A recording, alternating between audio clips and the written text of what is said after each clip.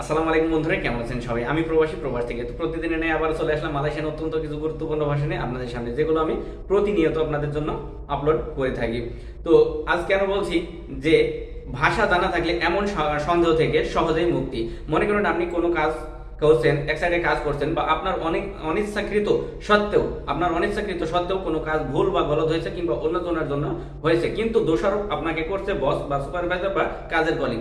কিন্তু আপনি আপনার বিষয়টা কিভাবে তাদের বুঝিয়ে বলবেন যে এটা আপনি ইচ্ছাকৃতভাবে করেন নাই, জিনিসটা আগে থেকেই এমন ছিল। তো এই সব সন্দেহ থেকে তাদের সাথে মুক্তি পেতে হলে অবশ্যই আপনাকে ভাষা জানা লাগবে এবং তাদের বুঝিয়ে বলা লাগবে। আর সে বিষয় নিয়ে আজকের কথা। তো ভিডিওগুলো ভালো লাগলে অবশ্যই চ্যানেলটি সাবস্ক্রাইব করে পাশে বেল আইকনটি বাজিয়ে রাখবেন পরবর্তী ভিডিওগুলো সবার আগে পেতে। আর প্রত্যেকটা ভিডিও শেয়ার দিয়ে রাখবেন, কারণ আপনার একটা শেয়ারের মাধ্যমে হাজারো নতুন প্রবাসী ভাইদের উপকার হবে যারা মালয়েশিয়ান ভাষা শিখতে চায়। তো চলুন কথা না বাড়িয়ে মূল ভিডিওতে যাওয়া যাক, শিখে নিয়ে যাক। প্রথমে লিখেছি দেখুন, আমি করিনি ইচ্ছাকৃতভাবে এটা।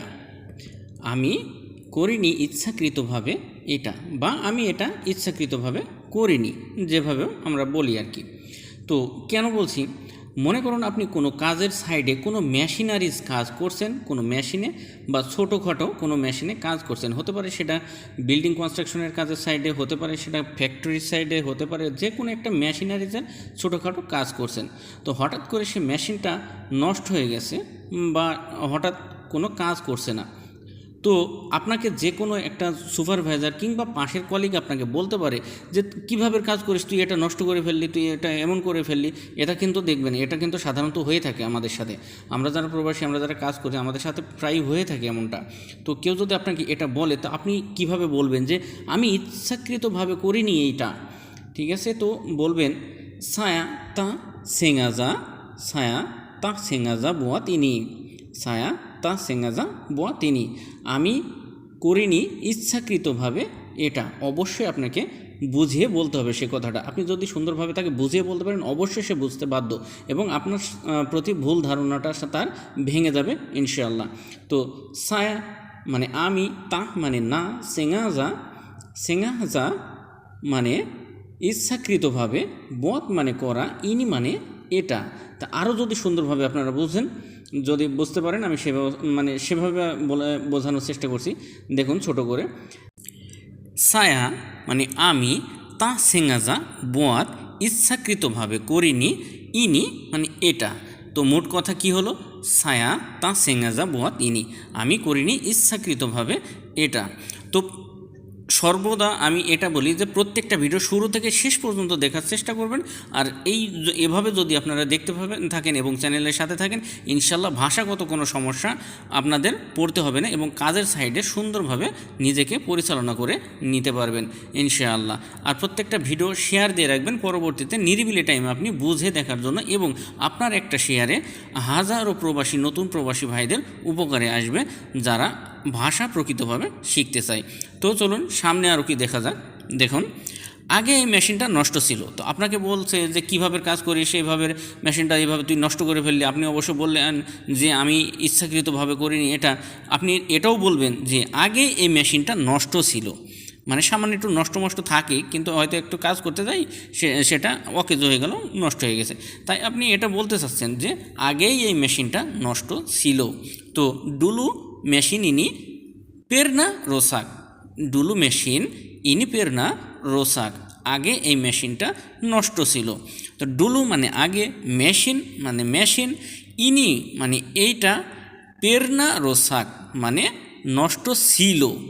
পেরনা রোসাক মানে নষ্ট ছিল। কোনো কিছু আগে হয়ে গেছে বা করেছেন বা বলেছেন বা এরকম ধরনের অতীতকে কোনো কিছু বোঝাতে গেলে পেরনা শব্দের ব্যবহার হয়। পেরনা হলো একটা টেন্স। তে রোসাক মানে নষ্ট, আর পেরনা রোসাক মানে নষ্ট ছিল। আশা করছি বুঝতে পারছেন। তারপরে কাজ করতে করতে যদি আপনার কোনো কলিং এমন কিন্তু দেখবেন যে প্রতিনিয়ত আমাদের সাথে মাঝে মাঝে হয়ে থাকে। যদি আপনি নতুন গেছেন, আপনার হাতে কিংবা আপনার কাছে কোনো একটা দেশি জিনিস দেখলে কেউ জিজ্ঞেস করে যে এটা তুই কোথায় পেয়েছিস বা এখানে তুই কোথায় থেকে নিয়েছিস। তা আপনি যদি বলতে চান যে না, এটা আমার প্রিয় সোনার বাংলাদেশ থেকে নিয়ে এসেছি, বা আমি এটা বাংলাদেশ থেকে নিয়ে এসেছি, গর্ব করে বলতে পারেন, কারণ তার পছন্দ হয়েছে আপনার দেশি জিনিস। তো তা আপনি এটা বলতে পারেন যে ইনি ছায়া বাবা মারি ডারি বাংলাদেশ, ইনি ছায়া বাবা মারি ডারি বাংলাদেশ, এটা আমি বাংলাদেশ থেকে নিয়ে এসেছি। ইনি মানে এই বা এটা, ছায়া মানে আমি, বাবা মারি মানে নিয়ে এসেছি, বাবা মারি মানে নিয়ে এসেছি, মারি মানে আসা, আর বাবা মানে বয়ে নিয়ে আসা। তো বাবা মারি মানে নিয়ে এসেছি। তো ডারি মানে থেকে, বাংলাদেশ মানে বাংলাদেশ। তো ইনি ছায়া বাবা মারি ডারি বাংলাদেশ, আমি এটা বাংলাদেশ থেকে নিয়ে এসেছি। তারপরে আপনি খুব হিংসুটে কেন? দেখুন, এগুলো কিন্তু আমি যে কথাগুলো বলছি আপনাদের, এগুলো কিন্তু প্রতিনিয়ত আমাদের কাজের ক্ষেত্রে, কাজের সাইডে কথা বলা লাগে। যদি তারা মালয়েশিয়ান হয়, মালয়েশিয়ানদের সাথে, আর মালয়েশিয়ান যারা প্রবাসী আছেন তারাই বুঝবেন, প্রতি খাতে জায়গায় জায়গায় সব জায়গাতে আপনি মালয়দের সাথে কাজ আপনাদের পড়বেই এবং করতেই হবে, তাদের সাথেই। প্রত্যেকটা সেক্টরে মালয়েশিয়ান আছে, তো তাদের সাথে যদি কথা বলতে পারেন তবেই আপনার প্রবাস জীবনটা সুখের হবে, যদি আপনার ভাষাটা সুন্দরভাবে শিখতে পারেন আগে। তারপরে যদি কাউকে বলতে চান আপনি খুব হিংসুটে কেন, কারণ এক জায়গায় যদি কাজ করেন, যেমন আমার কথাই বলি, আমি সুপার মার্কেটে যখন কাজ করি, সুপার মার্কেটে থাকি, তো মাঝে মাঝে কিছুটা মানে এটা সবাই জানে যে মার্কেট লাইনে কাজ করলে কিছু টিপস পাওয়া যায় কাস্টমারের সাথে। তো একজন যদি বেশি পায় আরেকজন একটু হিংসা করে, আরেকজন যদি বেশি পায় আরেকজন একটু হিংসা করে, এই একটু বেশি পেলো, ওই এত টাকা পেলো, এরকম ধরনের একটা কথাবার্তা হয়ে থাকে। তো বেশি হিংসুটি করলে, তো আপনি যদি তাকে সুন্দরভাবে নিয়ে হাসির ছলে বলতেছেন আপনি খুব হিংসুটে কেন, মানে তার যদি জলে আপনি এবার বলতে পারেন, কেনাপা আওয়াক সোমবং সাঙ্গাত, কেনাপা আওয়াক সোমবং সাঙ্গাত, আপনি খুব হিংসুটে কেন। কেনাপা মানে কেন, আওয়াক মানে আপনি, সোমবং মানে হিংসা, সাঙ্গাত মানে খুব। তো কেনাপা আওয়াক কেন আপনি, সোমবং সাঙ্গাত হিংসুটে খুব, কেন আপনি হিংসুটে খুব।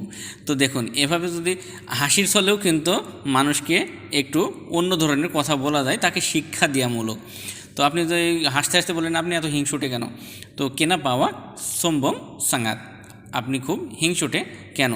তো যে কথাগুলো বললাম আসলেই মানে খুব গুরুত্বপূর্ণ, আপনারা যদি সুন্দরভাবে বুঝে দেখতে পারেন। আর ভাষা শেখার কোনো বিকল্প নাই। আপনাদের যদি মালয়েশিয়ান প্রবাস জীবন সুখের করতে হয় অবশ্যই আপনাদের ভাষাটা শিখতেই হবে, মাস্ট বি। তো তাই আমি বলবো প্রত্যেকটা ভিডিও শুরু থেকে শেষ পর্যন্ত দেখবেন এবং প্রত্যেকটা শব্দের অর্থসহ পুরো ভিডিও বোঝার চেষ্টা করবেন। শুধু মুখস্থ করে না, বোঝার চেষ্টা করবেন যে কী ভাষা কীভাবে বলা লাগে, কোন শব্দের অর্থটা কী। আর সর্বশেষে বলছি, প্রত্যেকটা ভিডিও যদি ভালো লাগে অবশ্যই চ্যানেলটা সাবস্ক্রাইব করে পাশের বেল আইকনটি বাজিয়ে রাখবেন। প্রতিনিয়ত এমন ভিডিও আপনাদের জন্য আপলোড করে থাকি, আর পাশের বেল আইকনটা বাজালে প্রতিদিন আপনাদের নোটিফিকেশন পাবেন, প্রতিদিন সবার আগে ভিডিওগুলো পেতে। তো ধন্যবাদ সকলকে, সবাই ভালো থাকবেন, সুস্থ থাকবেন, আর দোয়া করবেন আমার জন্য। আজ এ পর্যন্তই, আল্লাহ হাফেজ, দেখা হবে ইনশাআল্লাহ নেক্সট কোনো ভালো এবং উপকারী ভিডিও নিয়ে। ধন্যবাদ।